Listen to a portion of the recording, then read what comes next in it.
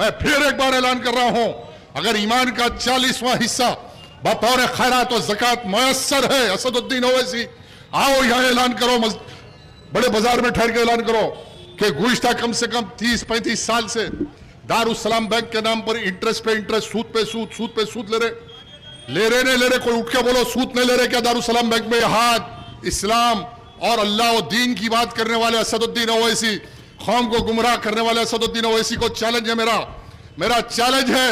आज भरे बाजार में मुसलमानों की अदालत में चैलेंज कर रहा हूं, अगर तुम में ताकत है तो कल ऐलान करो कि मैं दारुस्सलाम बैंक को इस्लामिक बैंक बनाऊंगा और गरीब बेरोजगार परेशान हाल मुसलमानों को बगैर सूती कर्जे दूंगा।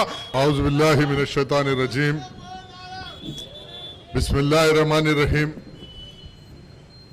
शनशीन पर तशरीफ फरमा, कायदीन इकराम, महफिल में मौजूद बुजुर्ग हजरात, नौजवान साथियों, और भी जलसे है। आज तालाब कट्टे में एक जलसा है, उस जलसे में भी मुझको जाना है। बहरहाल आप जानते हैं कि इंतखाबात का दौर है और 30 नवंबर के दिन आप अपने वोट के ज़रिए एक नुमाइंदे को मुंतखब कर लेंगे 5 साल के लिए। वो नुमाइंदा आने वाले 5 साल आपके दरमियान में रह के आपके बरखी अबरसानी मसाइल के साथ साथ तेलंगाना में 1 करोड़ मुसलमानों की आवाज़ बनेगा, मजलूम मुसलमानों की आवाज़ बनेगा।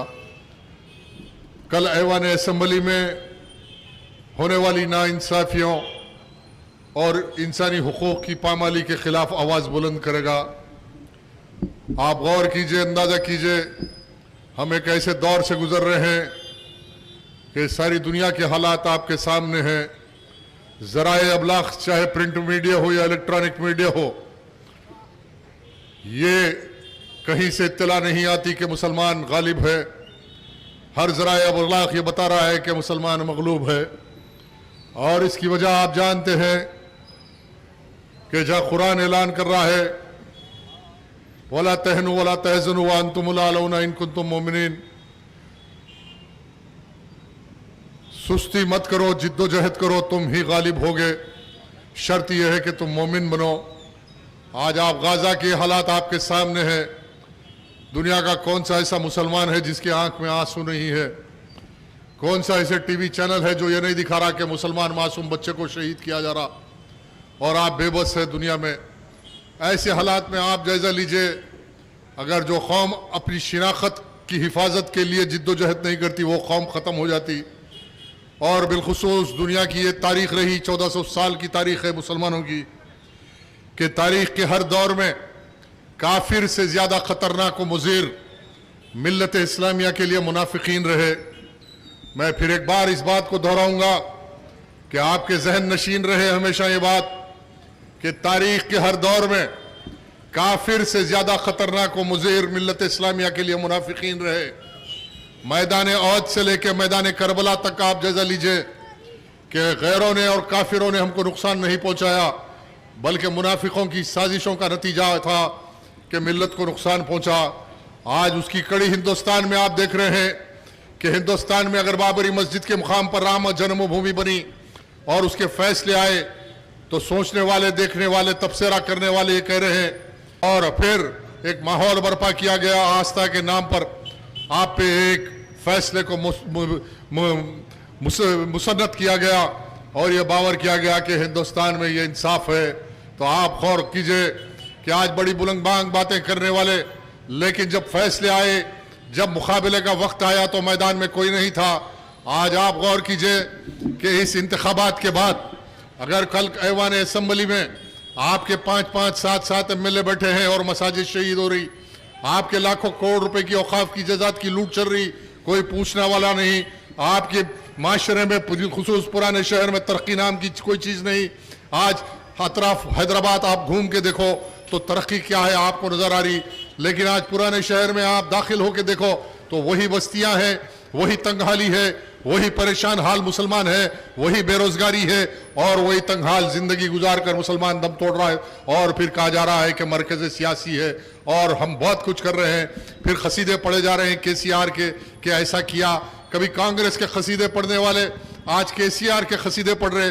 आप देखते थे कि एक दौर था कि राजशेखर रेड्डी की तारीफ में पुल बने जाते थे, राजशेखर रेड्डी की तारीफ की जाती थी, फिर आज वही नाम नियात क़ियादत के नाम पर आज केसीआर के कसीदे पढ़ के ये बावर किया जा रहा है कि मुसलमानों के साथ इंसाफ हो रहा है।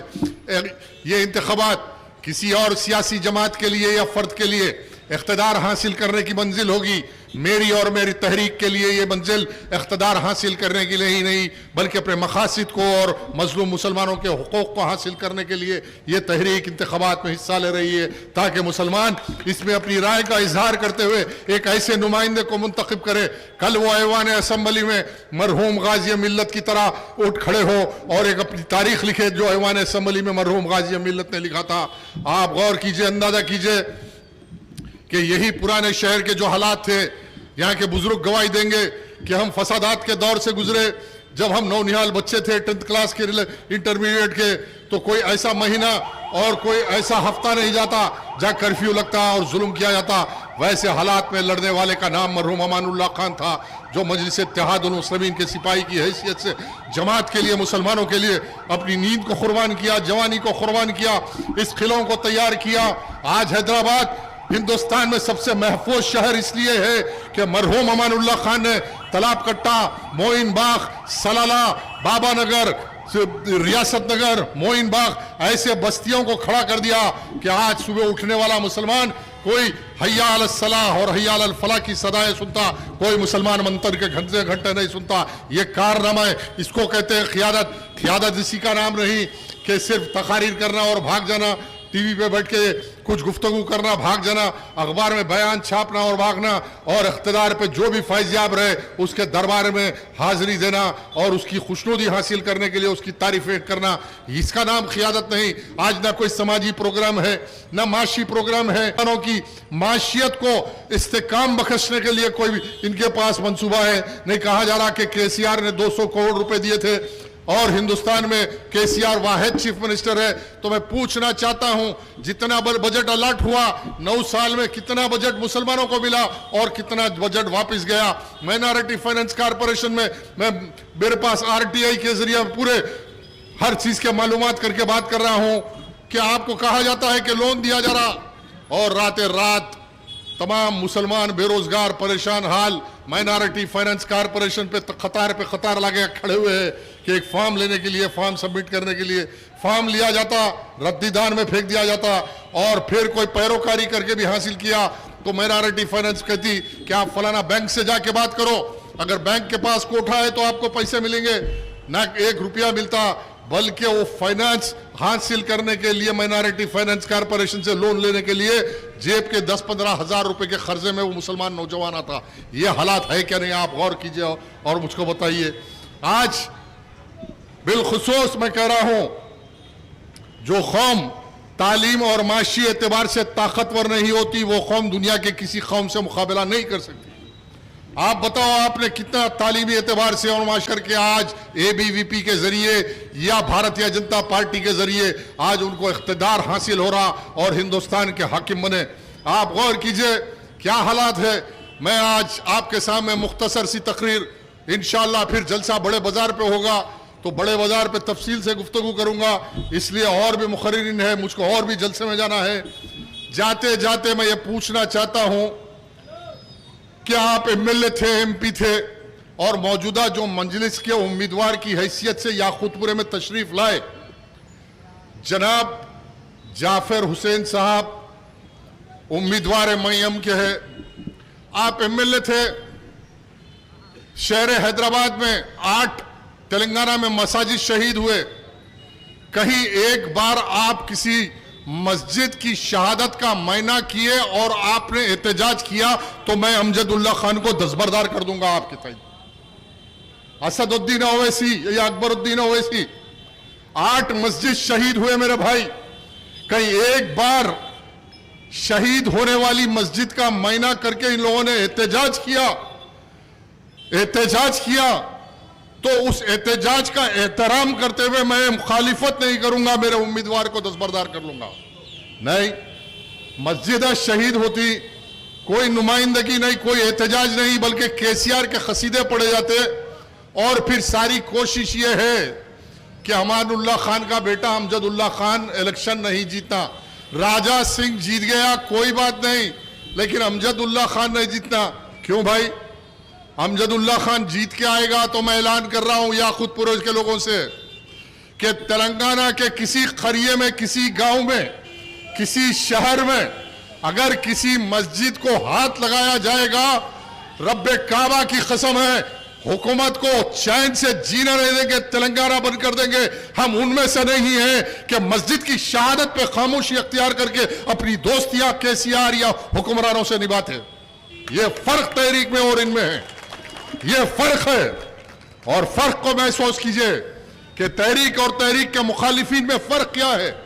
ये कोई सरमाएकारी का झगड़ा नहीं है, कोई इख्तिदार हासिल करने का झगड़ा नहीं, ये सिर्फ इख्तिदार जब किसी मुजाहिद के हाथ में है तो ये तलवार है, अगर किसी मुनाफिक के हाथ में है तो ये एक धंधेबाजी है। याद रखो कि मुजाहिद के हाथ में इख्तिदार है तो मिल्लत की तलवार है, मुनाफिक के हाथ में है तो मुनाफिक के लिए वो सरमाकारी है, धंधेबाजी है, ढोंग है, तमाशा है, धोखा है। आज धोखे में आओगे या किसी मुजाहिद के हाथ में इख्तिदार देके इस मिल्लत की धार को तैयार करके हिंदुस्तान में बताएंगे, जिस तरह अमानुल्लाह खान ने जब नामूसे रिसालत की बात आई, शहर के लोग गवाह है, शहर के लोग गवाह है। अमेरिका के सफीर का गिरबान किसने पकड़ा था? किसने अमेरिका के सफीर का फलकनुमा की रोड पे गाड़ी रोक के गाड़ी में से उतार के कॉलर किसने पकड़ा? वो गुलाम मुस्तफा का नाम अमानुल्लाह खान था। याद रखो, कोई अकबरुद्दीन और सदुद्दीन नहीं था। हाँ, आज राजा सिंह, मैं तो गैस इलेक्शन में भी कहा था अगर अल्लाह मौका देगा तो इसका क्या हाल करूंगा, उसका भी ऐलान करा था। अगर ये बच्चा जीत के आ गया अमजदुल्लाह खान, असेंबली में आमना सामना तो हुआ ना सदुद्दीन का, अकबरुद्दीन का, ये जाफर पाशा का, फलाना का, सब का हुआ। अरे जिस दिन आमना सामना होगा, पैर की जूती होगी और राजा सिंह का सर होगा, ये ऐलान तहरीक का है। बस इसलिए वोट दो कि उस मुनाफिक मूजी जानवर को यह बताएंगे कि गुलाम मुस्तफा की जूती की अहमियत क्या है, यह बता दूंगा, हिंदुस्तान देखेगा। अरे बात आई, नूपुर शर्मा की बात आई, फलाना की बात आई, खादियानियों की बात आई, तस्लीमा नसरीन जिसने गुस्ताखी किया था नामों से रिसालत के लिए, जब कोई काफिर और मुनाफिकों ने आवाज उठाया, सबसे पहले मैदान में नामों से रिसालत की हिफाजत के लिए कोई मैदान में आया तो मजलिस बचाओ तहरीक आई। कलकत्ते की सरजमीन थी, 36 चौरंगे लेन थी, 36 चौरंगे लेन पे बंगाल से वाबिस्ता मुसलमान कहेगा कि वाहिद मैं था, हिंदुस्तान का वो मुसलमान था जिसने ऐलान किया था कि जिसने तस्लीमा नसरीन को खत्म करेगा उसको अल्लाह मैं 2 इनाम दूंगा। यह फैसला मैंने किया था। हमारा ईमान का इम्तिहान मत लो, हम हर आग से गुजर जाएंगे। जान मांगो तो जान देंगे, माल मांगो तो माल देंगे। हमसे ये कभी ना होगा कि नबी का जाहो जलाल देंगे, हमसे कभी ना होगा कि नबी का जाहो जलाल देंगे। एमएलए है, एमपी है, हैदराबाद शहर में एक मूजी जानवर ने आकाए दो जहां सल्लल्लाहु अलैहि वसल्लम की शान में गुस्ताखी किया। और फिर जमात, मरकज, बड़े बड़े लीडर कोई नहीं निकले मेरे भाई एहतजाज के लिए। नौजवान बच्चे मैदान में आए, उनका ईमान ललकारा, उनको शाली बंडा रोड पे एहतजाज किया नहीं किया। जब एहतजाज हुआ, यही पुलिस वाले जो कानून की बात करते, कानून के मुताबिक होना तो ये चाहिए था, उस गुस्ताखे रसूल को लेके जाके जेल में डालना, उसको नहीं, लाठी चार्ज हुआ। ऐसे लाठी चार्ज हुआ, मुथी गली, शालीबंडा, रातें रात बच्चों के घरों के दरवाजे तोड़ के लेके गए। अरे आपका एमएलए वहीं बैठा था शालीबंडे पे, रोकने की ताकत नहीं थी। अरे एक वो एमएलए था अमानुल्लाह खान जो रात के 2 बजे लाल दरवाजे से मुसलमान अगर आवाज देता तो अल्लाह अकबर कहते लाल दरवाजे में दाखिल होकर मुसलमानों की हिफाजत करता। यह मिशन तहरीक का है कि तेलंगाना की कोने से आवाज आएगी कि अगर हम पे जुल्म हो रहा तो सबसे पहले जाने वाले का नाम अमजदुल्ला खान होगा। वो अपनी तारीख रखता, खिदमत की तारीख रखता। प्रजा दरबार के जरिए आज बेसहारा, मजलूम, यतीम और यसीरों का अगर कोई कफील है, उनका हमदर्द है हैदराबाद में। आज तेलंगाना रियासत के कोने कोने से गरीब मजलूम को अगर कोई उम्मीद है तो दारुल अमान और अमजदुल्ला खान से है, कोई असदुद्दीन, अकबरुद्दीन, मुमताज खान या जाफर पाशा से किसी से नहीं है। आज काम के मिशन को समझो। इलेक्शन आएगा, इलेक्शन चले जाएगा। अब इलेक्शन क्या हो गया, सारे हिंदुस्तान में तो इलेक्शन हो रहा, लेकिन पुराने शहर में बोकसिंग, रिगिंग, इनको अब मुसलमानों पे कोई भरोसा नहीं है कि मुसलमान इनको वोट देते। कहीं जाके पूछो, कोई तो वोट देने के लिए तैयार नहीं। प्लानिंग क्या है, बल्दिया में वोटर लिस्ट में कम से कम हल्के में एक 40-50 हजार डुप्लीकेट वोट बनाना, डुप्लीकेट आइडेंटिटी कार्ड बनाना, फिर ऐसे मुनाफिक अनासिर को महल्लों में जमा करके उनको लाखों रुपए देना, गरीब मुसलमान खवातीन को दूर दराज मुकामों से लाना, रात को घरों में रखना, सुबह में 5 बजे उठा के कतार में लगाना, जबकि आपके महल्ले के कोई पोलिंग बूथ पे सुबह 7 बजे जाके देखो आप, महल्ले के कोई लोग नहीं रहते पोलिंग बूथ पे, महल्ले के वोटर नहीं रहते, बल्कि 50-60 गरीब बुरखापोश खवातीन को कहीं से बाहर से लाना, लाइन में लगाना, डुप्लीकेट वोट डलाना, और वहां फिर मरकज़े सियासी इत्तेहाद। वाह वाह वाह, क्या बहादुरी है। हम एक वोट भी बोकस नहीं लेंगे, ना हम किसी को बोलेंगे बोकस वोट डालो, इसलिए कि जामे निजामिया का फतवा है बाप के नाम को बदल के वोट डालना हराम है, बीवी शौहर का नाम बदल के वोट डालना हराम है। हम अपने इख्तिदार के लिए शरीयत का खिलवाड़ नहीं करेंगे, ना किसी को तरगीब देंगे कि तुम डुप्लीकेट वोट डालो, बोकस वोट डालो, ईमान का सौदा करो किसी के इख्तिदार के लिए। हम शफाफ इलेक्शन चाहते हैं। और मैं इलेक्शन कमिश्नर, पुलिस कमिश्नर और पुलिस इंटेलिजेंस को अलर्ट कर रहा हूं, ये करोड़ रुपए लगा के जो इलेक्शन किया जा रहा है, इसका मकसद ये है कि अवाम अपने जज्बात का इजहार करे, अवाम अपने वोट के जरिए, अपने राय के जरिए अपनी मर्जी को ऐलान करे, मर्जी का ऐलान करे, किसी एक शख्स को मुंतखब करे जो वो मुतमईन है कि उनकी खिदमत कर सकता और उनके साथ रह सकता। अब यहां तो एक मजाक बन गया कि अवाम चाहती एक है, अवाम की मर्जी एक है, लेकिन हर पोलिंग बूथ पे सुबह उठना, गुंडा अनासिर को जमा करना, गरीब मुसलमान बहनों को लाना, बाड़ों में है, परेशान हाल है। अरे उनकी परेशानी का सबब तुम है, उनकी माशी पसमानदगी का सबब कोई है तो ये लोग है। आज उनको सफे गुर्बत में किसी ने रखा तो ये 2 भाइयों ने रखा। आज दारुस्सलाम बैंक में ऐलान कर रहा हूं, मैं फिर एक बार ऐलान कर रहा हूं, अगर ईमान का 40वां हिस्सा बतौर खैरात और ज़कात मयस्सर है, असदुद्दीन ओवैसी आओ यहां ऐलान करो, बड़े बाजार में ठहर के ऐलान करो कि गुज़िश्ता कम से कम 30-35 साल से दारुस्सलाम बैंक के नाम पर इंटरेस्ट पे इंटरेस्ट, सूद पे सूद, सूद पे सूद ले रहे नहीं ले रहे। कोई उठ के बोलो सूद नहीं ले रहे क्या दारुस्सलाम बैंक में? हाथ इस्लाम और अल्लाह और दीन की बात करने वाले असदुद्दीन ओवैसी, कौम को गुमराह करने वाले असदुद्दीन ओवैसी को चैलेंज है, मेरा चैलेंज है। आज भरे बाजार में मुसलमानों की अदालत में चैलेंज कर रहा हूं, अगर तुम में ताकत है तो कल ऐलान करो कि मैं दारुस्सलाम बैंक को इस्लामिक बैंक बनाऊंगा और गरीब, बेरोजगार, परेशान हाल मुसलमानों को बगैर सूती कर्जे दूंगा, ताकि वो समाजी एतबार से तरक्की कर सके। वो बच्चे जो तालीम हासिल करना चाहते हैं वो सूद की लानत से बचे और वो बाप अपने बच्चों की तालीम पे तवज्जो दे सके। नहीं, दारुस्सलाम बैंक को इस्लामिक बैंक नहीं बनाएंगे, लेकिन वोट लेने के लिए तमाम इनको अल्लाह अल्लाह के हबीब याद आते, तमाम बुजुर्गान ने दीन याद आते, तमाम वास्ते याद आते, औलिया अल्लाह के वास्ते दे के वोट लेते।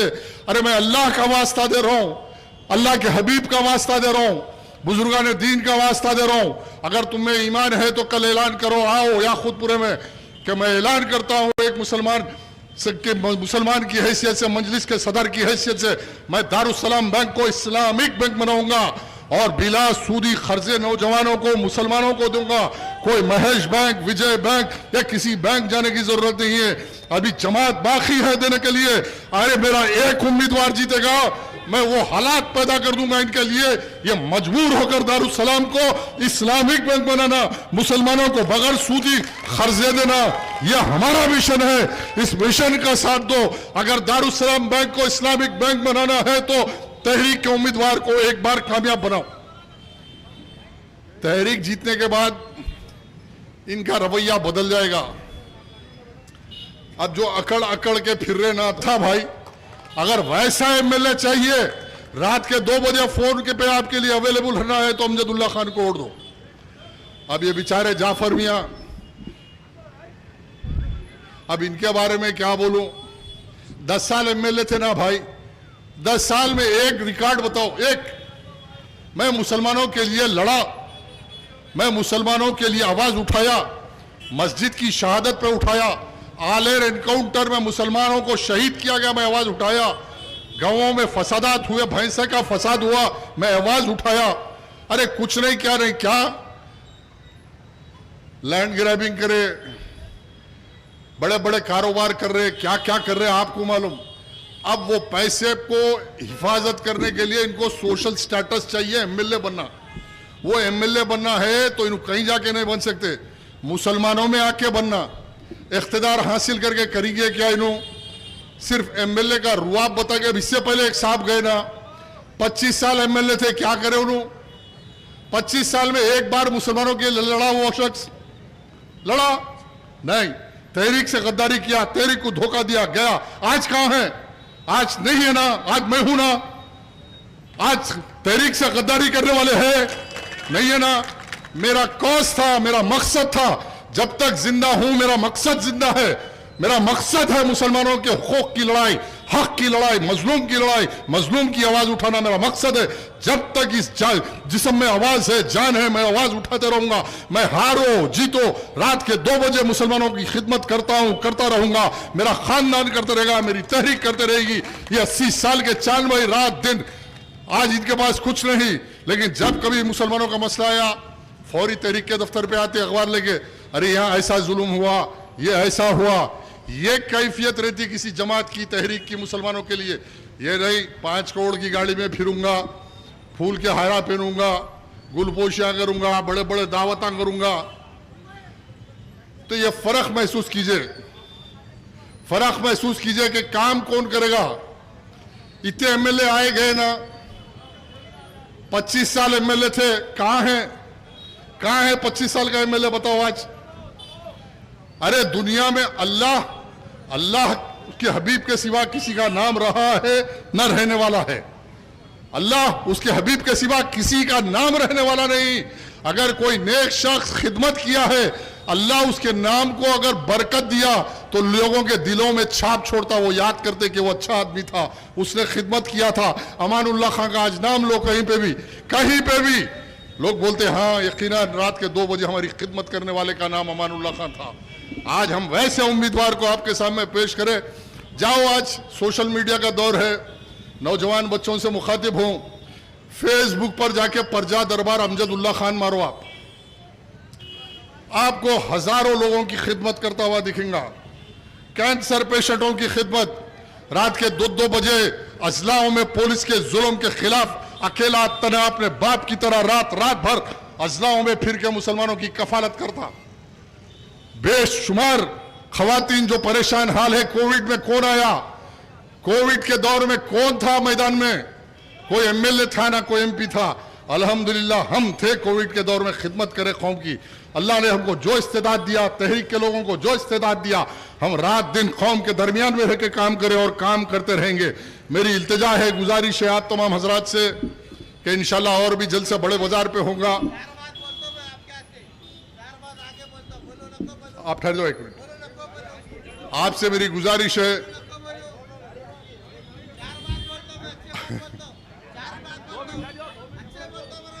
बहरहाल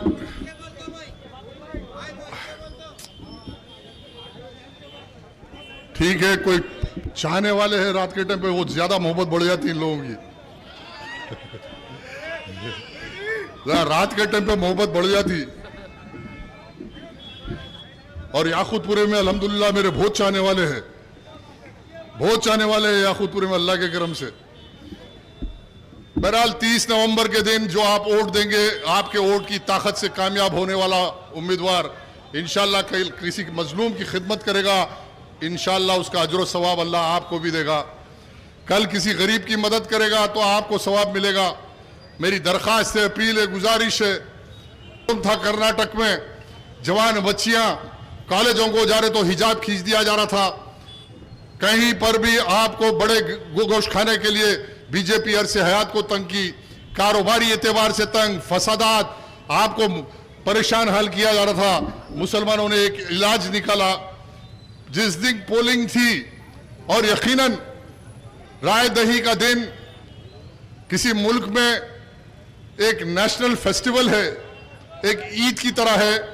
आप ईद उल फितर को कैसा तैयार होते, वैसा कर्नाटक के मुसलमान तैयार हुए और सुबह सुबह अपने पूरे खानदान के साथ पोलिंग बूथों पे गए और खामोश इनखिलाफ गए, वोट डाल के आए। दुनिया देखते रही। मोदी, अमित शाह, पूरा तमाशा जो बंगलुरु कर्नाटक में अमित शाह ने किया, मोदी ने किया, बस यहां तक कह दिए थे कि हनुमान जी आके वोटा मार के बीजेपी को जिताएंगे। कोई हनुमान जी आके जिताए ना कोई जिताए, जो वोट डालने वाले थे सुबह सुबह नमाज पढ़ के गए, वोट डाल के इनखिलाफ लाए तो बीजेपी का तख्ता कर दिए। वैसे ही तेलंगाना में मुसलमान जिस जमात का साथ देगा वो इख्तिदार पे आएगी। 8 मसाजिद की शहादत आपके सामने है। औकाफ के 5 लाख करोड़ रुपए की औकाफ की जायदाद का मसला है। 8 मस्जिद शहीद हुए, एनकाउंटर हुए, नाइंसाफियां हुई। आज इन नाइंसाफियों के खिलाफ तेलंगाना का मुसलमान एक फैसला करेगा, तख्ते को पलटेगा। अब रोटी पलटाने का टाइम आ गया, रोटी जलने लगी है, अब रोटी पलटाने का टाइम आया। अब रोटी पलटा के नई तरीके से तरतीब देना पड़ेगा और इंशाल्लाह ऐवान असेंबली में हमारा एक नुमाइंदा काफी है, एक अमजदुल्ला खां ऐवान असेंबली में 118 पे भारी। और फिर वो राजा सिंह अगर मुंह खोलेगा तो इंशाल्लाह नींबू की तरह निचोड़ के बताएंगे हमारी ताकत क्या है। आखिर दावाना अल्हम्दुलिल्लाह रब्बिल आलमीन।